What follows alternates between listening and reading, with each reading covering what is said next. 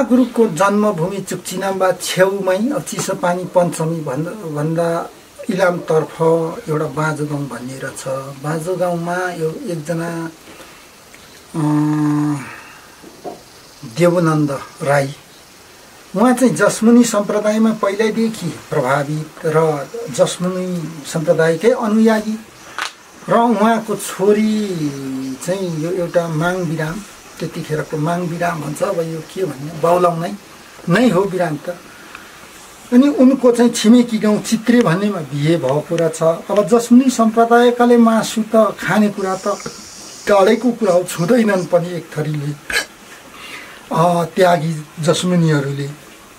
अनि सिद्धिहाङमाको बिहे चाहिँ त्यस्तो अब जसमुनि धर्ममा सम्प्रदायमा नलागेको, सनातन धर्ममा लागेको भूबली प्रथामै रहेको परिवारसँग बिहे भएछ। बिहे भएपछि आफ्नो बुहारीलाई मासु खुवाउन सिकाउनु पर्छ भन्ने उद्देश्यले ऊ सिद्धिहाङमा गएको घर परिवारमा चाहिँ त्यो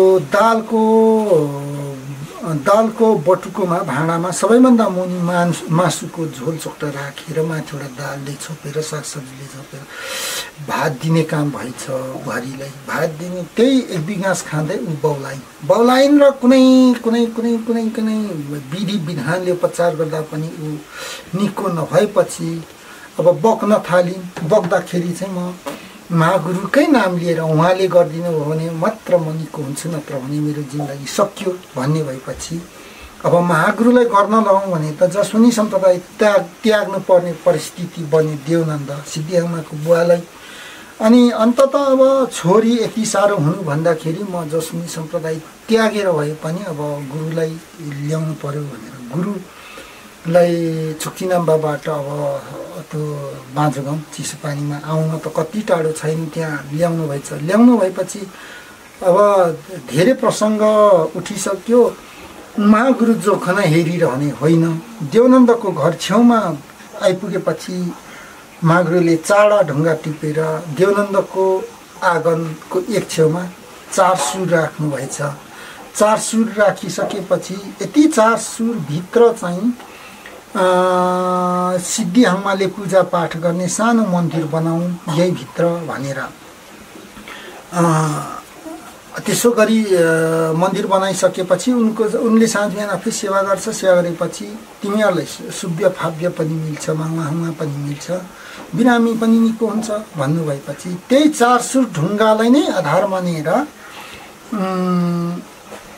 देवनन्दले आफ्नो बिरामी छोरीको उपचारको लागि त्यहाँ एउटा माङहिम बनाउनु भयो, जो अहिले पनि छ। त्यो चाहिँ विक्रम सम्वत 1984 सालको घटना रहेछ। अहिले पनि जस्ताको तस्तै छ, जे देख्न सकिन्छ।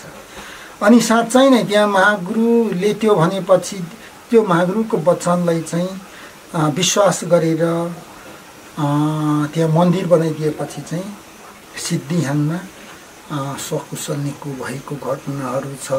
निको मात्र भएन, महागुरुको अनुयायी बनी महागुरुको विभिन्न यात्राहरूमा साथ सहयोग गर्थिन्। यिनको मृत्यु विक्रम सम्वत 2031 सालतिर भयो भन्ने छ। अनि सिद्धिहाङमाको उपचार यस्तो। म चाहिँ खासमा सिद्धिहाङमाको चाहिँ नाति परे। मन्दिर बनाउनु हुने चाहिँ सिद्धिहाङमाको नाममै हो। देवानन्द हाम्रो बराजे, हजुर बाजे भन्दा पनि माथि बराजेको उहाँ सुपुत्री हुनुहुन्थ्यो। हजुर महागुरु उता पल्टनबाट आएपछि चुक्चिनाम्बामा भर्खर नआउँदाखेरि हाम्रो सिद्धिहाङमा बोजू चाहिँ उता कुटुम्ब गरेर जानुभएको थियो, यहीँपट्टितिर चुक्चिनाम्बा माथि मुकारुङ राईहरूसँग। त्यहाँ जाँदाखेरि उहाँ चाहिँ मासु मङ्स यहाँ नखाने हाम्रो बराजेहरू पनि है बाहिर अनि मासु मङ्स पनि नखाने उहाँ। यहाँनिर हाम्रो बराजेहरू पहिला पनि मासु मङ्स नखाने साधु सन्त थिए, जोसमनी सम्प्रदायका उहाँ हो देवानन्द नामै। अन्त थियो त्यो अन्य थियो होला, पछि फाल्गुनन्द महागुरुसँग चाहिँ नन्द थपियो देवानन्द। त्यसपछि उहाँ चाहिँ बिमारी हुनुभयो।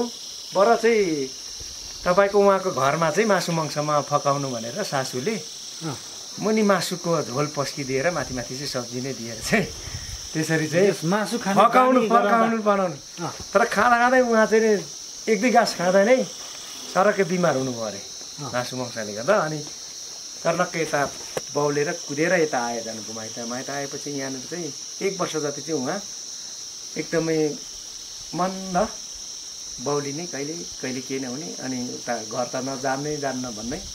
त्यसपछि चाहिँ महागुरुको बारेमा उहाँलाई आयो होला केही है, अब त्यस्तै दैवी शक्ति होला। त्यहाँनिर एकजना भर्खरको मान्छे छ, त्यो चाहिँ यस्तो खालको, उहाँले चाहिँ मलाई ठिक पार्नुहुन्छ। उहाँ भने एकदम महागुरु हुनुहुँदो रहेछ, उहाँ ल्याउनुहोस् म ठिक हुन्छु भन्दो रहेछ यहाँ हाम्रो सिद्धिआङ्मा हजुरले नि। त्यसो भनेपछि चाहिँ ल ठिक छ म त जानु पऱ्यो, अब दुःख गर्नु पऱ्यो, मेरो छोरी ठिक हुन्छ भनेदेखिलाई कहिलेसम्म यसरी बिरामी अवस्थामै राख्ने, बाउला अवस्थामै होइन, यो मानसिक उमा किन राख्नु भनेर चाहिँ अनि ठिक हुन्छ भने म त जान्छु भनेर हाम्रो देवानन्द छेत्री चाहिँ जानुभएको। त्यहाँ जाँदाखेरि बुझ्दाखेरि को रहेछ भनेर सोधखोज हुँदाखेरि तपाईँको यसको चाहिँ के भन्ने यस्तो यस्तो रुखपात छ, यस्तो यस्तो ठुल्ठुलो बर पिपलहरू छ, त्यहाँ यस्तो यस्तो ढुङ्गाहरू छ, देवस्थल देवीथानहरू छ, त्यहाँनिर बसिरहेछ त्यो मान्छे, त्यहाँ जानु भनेर चाहिँ बुवालाई यसरी बग्नु हुँदो रहेछ क्या। भनेपछि बोजूले नै यता बगेको छ। अनि त्यो अनुसार खोज्दै जानुभएको, खोज्दै जाँदाखेरि महागुरु फाल्गुन हुँदो रहेछ कुरो बुझ्यो। अनि त्यहाँदेखि लु मेरो त यस्तो यस्तो भयो छोरी, लु तपाईँ के कसो हुन्छ एकचोटि आइदिनु पऱ्यो भनेपछि हुन्छ म आउँछु भन्नुभएको होइन, सामान्य जोखानासँग देखाउनु पर्ला। अनि आएपछि चाहिँ यहाँ फर्स्टचोटि आउनुभएको। अनि आएपछि यहाँ आएर चाहिँ नि उहाँ अब साधु सन्तहरू साल भन्नुभएको छ बाबुबाजेहरूले, यो 1984 सालभन्दा अगाडिको कथा हो। 84 सालभन्दा अगाडि 1984 बनेको चाहिँ 84मा ठ्याक्कै यो सम्पन्न भयो। त्योभन्दा अगाडि हजुर यो यकिन छैन होइन, 84 सालभन्दा अगाडि। अब त्यसरी भएपछि उहाँ आउनुभयो, उहाँ आएपछि चाहिँ नि उपकार गर्नुभयो होइन। अनि तपाईँहरूको लागि यो भनेको सत्याङ्गमा यस्तो यस्तो खालको एउटा मागले चाहिँ उहाँलाई यसरी गरेछ, उहाँ भनेको मासु मांस नखानुपर्ने रहेछ, यो ठिक छ, तपाईँहरूले आइन्दादेखि यसरी मन्दिर बनाएर सत्याङ्गमाको सेवा यसो त्यसो नै गरिरहनुहुन्छ भने मन्दिर बनाउनुहोस् होइन, ठिक छ, तपाईँहरूको फलिपाप पनि हुन्छ, मेरो पनि हुन्छ, आशीर्वाद पनि हुन्छ होइन, धारा हुन्छ। तपाईँहरूलाई त्यो इच्छा छ भने त्यो पनि गर्न सक्नुहुन्छ होइन। एकचोटि बिरामीलाई निको मात्रै बनाउनुहुन्छ भने पनि ठिकै छ, म गरिदिएको चाहिँ निको हुन्छ। अनि सुनिरहेको थियो अब छोरीले पनि होइन, ठिक छ। अनि बाजे पनि अब धार्मिक आस्थाको मान्छे, बराजे पनि, अनि उहाँले ठिकै छ म मन्दिर बनाउँछु, छोरीले पनि म मन्दिर बनाइदिउँ भन्यो। त्यसपछि मन्दिरको सिलसिला सुरु भएर यो 84 सालमा सम्पन्न भयो भने त्यसरी भयो। त्यसपछि गुरु चाहिँ आउने जाने क्रम, अनि मन्दिरको सारा गर्ने, यसको विधि यता गर्ने, अनि त्यसपछि चाहिँ अनि सारा कुरा भयो। त्यसपछिको कथाहरू चाहिँ अब अनेक छ होइन, अब धार्मिक उहरू भयो। अनि यहाँनिर बाजेहरू पहिलाको अब जसमणी सम्प्रदायको भएको हुनाले यता आएपछि महागुरुको लाइनमा आएपछि तिमीले लिम्बू गुरु किन चलाए दाजुभाइहरूले मुद्दै चलेको पनि त्यसपछि हो। त्यसपछि यहाँ विवाह भयो, यो पल्लो घरमा पनि यस्तै ठुलो घर थियो, त्यहाँ विवाह भयो। यताको हाम्रो बाजेहरूको चेली उता बिहे गरेर जानुभएको, उताको यता रुडी स्याटासाट हुन्छ नि, त्यस्तो प्रकारले चाहिँ यहाँ बिहाबारी पनि 2 घरमा थियो यहाँ।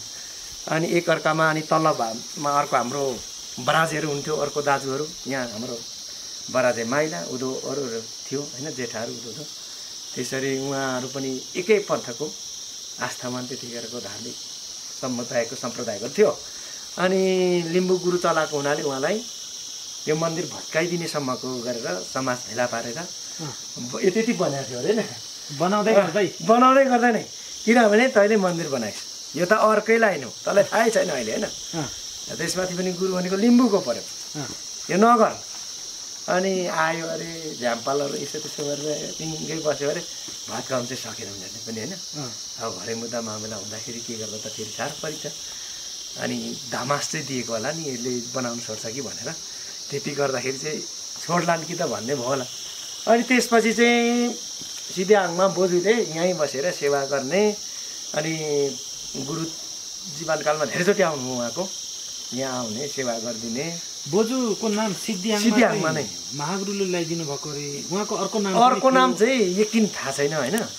मैले बिर्सेँ तर सिद्धि हाङमा नै प्रचलित भइगयो त्यसो त अब उहाँ बोजू हो। देवानन्दको चाहिँ तपाईँको वर्तमान हो यता हाम्रो बोजूको चाहिँ मलाई थाहा भएन देवानन्द चाहिँ पछि लागेको नाम हो कसरी राख्यो यो चाहिँ मलाई अलिकति छैन त्यो अनि जस्तो यो दुईचोटि जीर्णोद्धार गर्दा यतिको भयो भन्नुभयो त्यो भित्रको होइन यो केही फेरिया छैन छाना दुईचोटि फेरियो काठ ताप्नाथीको चाहिँ फेरियो यो भित्रको काठहरू यही हो त्यतिखेरकै हो यति यतिको यहाँ मकेर गयो यहाँ मुडाइयो यहाँदेखि यताको थपियो हजुर अनि झ्याल डोकाएर यो फेरियो भने अरू ती नै हुन् होइन त्यसलाई अलिकति तल जगमा पेटी सिमेन्टको दिने काम भयो अनि यहाँतिरकोहरू मकेर गएको थियो अब यसको चाहिँ किन पनि यस्तो हो भने एकचोटि यो चाहिँ हाम्रो मूल घर हो यताको यो चाहिँ मूल घर हो यो 3 ताले चाहिँ नि आँखी झ्यालवाला मूल घर थियो यहाँ बराजेको जो देवानन्दको अनि यहीँ अब सिद्धि हाङमा पनि बसेको यहीँबाट बिहेबारी गरेर फेरि फर्केर यहीँ बसेको यही मन्दिरमा सेवा यसो त्यसो गरेर गुरुहरूसँग चाहिँ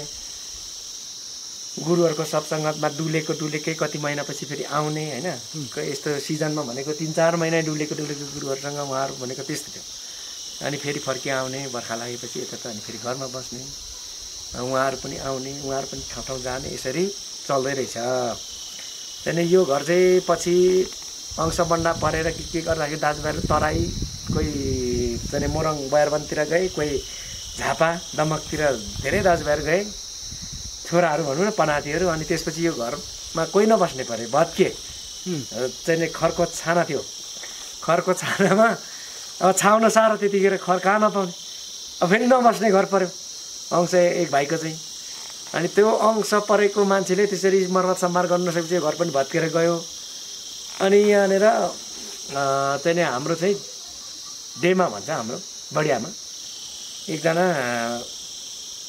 त्यस्तै विवाहबारी नगरेर यसै मन्दिरको सेवा गर्दै बस्नुभयो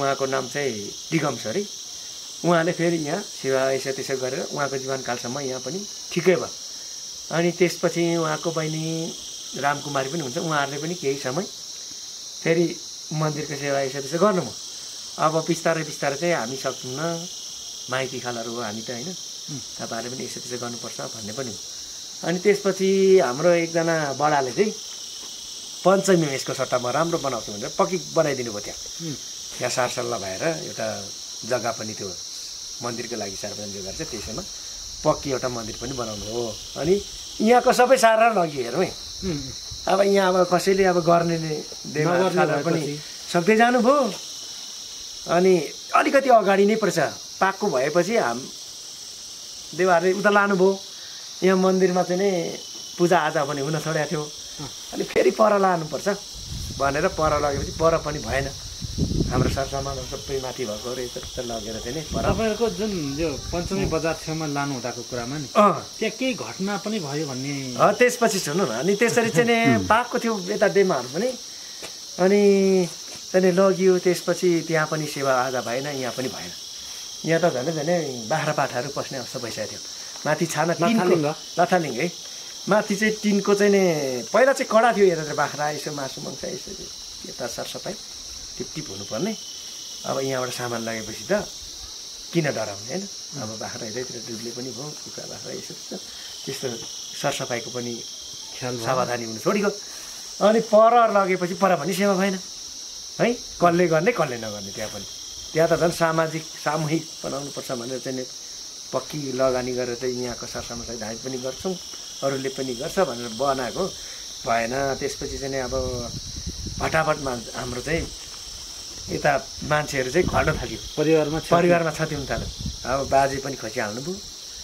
अनि काका पनि खस्नुभयो अलिक वैषमी काका चाहिँ त्यसपछि डेमाहरू पनि खस्नुभयो भट्टामा अनि चाहिँ यसो त्यसो गर्दाखेरि हेर्ने बुझ्नेहरूले चाहिँ यो माङ्पाहरूले भनौँ न त्यसो गर्दाखेरि ल तपाईँहरूको त मन्दिरको सेवा यस्तो त्यसो गर्नु छोड्नुभएछ त्यो त्यसो नगर्नुपर्ने ल ठुलो क्षति हुन्छ तपाईँहरू त मासी नै हुन्छ यो त है सकिनुहुन्छ अब तपाईँहरूको सुरु भएको रहेछ सुरु भएको रहेछ अब है अधोगति सुरु भएको रहेछ यही चालोहरू सकिनुहुन्छ भन्नु सबैले भन्न थाल्यो अब डर भयो नि त त्यसपछि त अब फेरि परिवार सारा भेला भएर चाहिँ नि सल्लाह गरेर है पुरै बैठक गरेर के निचोडमा पुग्यो भने अबदेखि चाहिँ त्यो हाम्रो यतै ल्याउने सामानहरू फेरि यो नलानु पर्थ्यो उता त्यसो गर्नै हुन्थेन भन्ने भयो झन्डै ढलिसकेको थियो त हट्टेट खालु भएन भनेर तल टोर्की सुन्नेबाट सालको काठ ल्याइवरी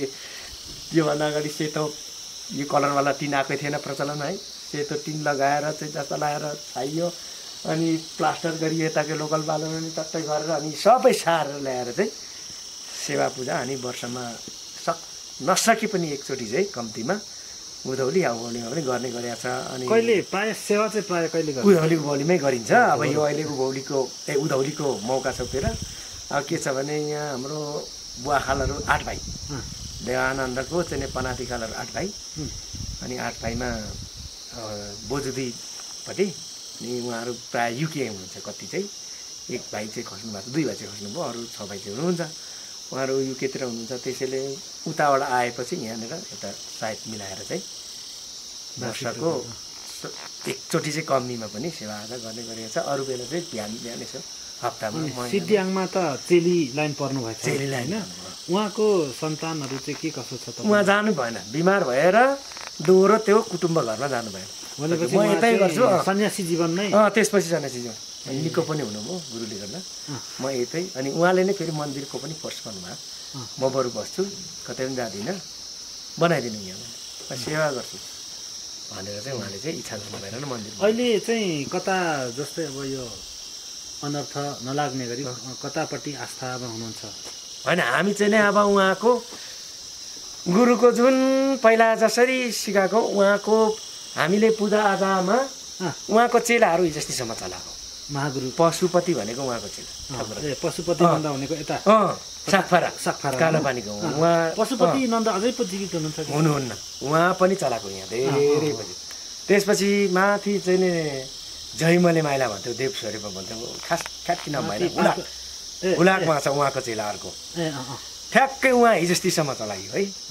त्यसपछि उहाँ पनि बित्नु हो नि 2-3 वर्षको 2 वर्ष नगएर उहाँहरूले जसरी चाहिँ गुरुसँग दीक्षित हुन ठ्याक्कै थियो त्यो पुस्तासम्म थियो त्यो पुस्तासम्म चाहिँ जसरी उहाँहरूले हामीलाई भन्नुहुन्छ त्यसरी हामी चल्यौँ होइन ठ्याक्कै त्यतिसम्म चाहिँ हो। त्यसपछि भनेको अहिले भनेको चाहिँ नै उहाँको चेला नै होला यता हिउँखोलापट्टिको एकजना हुन्छ तल जगत अरे शान्तिगुरु भन्नुहुन्छ उहाँहरू पनि त्यही मार्गको हो पहिलाकै है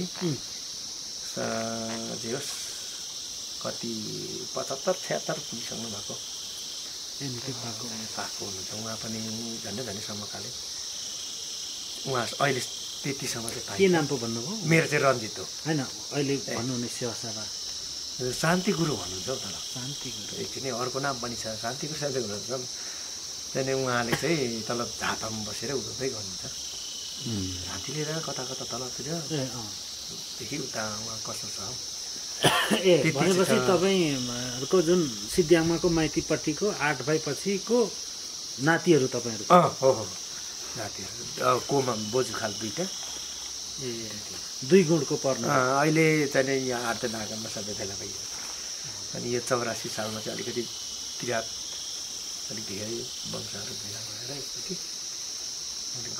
आउने 84 100 वर्ष पनि पुग्छ नि त यो ठ्याक्कै त्यतिखेर चाहिँ अलिकति अब बढी जस्तो युकेतिर छन् कि शाखा सन्तानहरू कोही हङकङ कोही कता अनि यहाँ भएको भनेको साइलोको सन्तान हामीहरू यहाँ मात्रै छौँ अनि यो घर पनि फेरि जीर्णोद्धार गरियो अलिकति धेरै बेला 1900 आँखी झ्यालवाला घर त अहिले आधुनिक घर भयो। अब आँखी झ्याल त अहिले काठ पातले पनि पुग्दैन होइन अब अहिलेको समयअनुसारको काठको भएको पनि बनाइयो त्यो कुरो त्यति हो होइन ठिकै छ। यो धुप पोल्नलाई भनेको यो त्यतिखेरै कुम्भकर्ण जाँदाखेरि लिएर आएको यो रमेशहरूले नै यो चाहिँ अनुसन्धान गरेको कुरो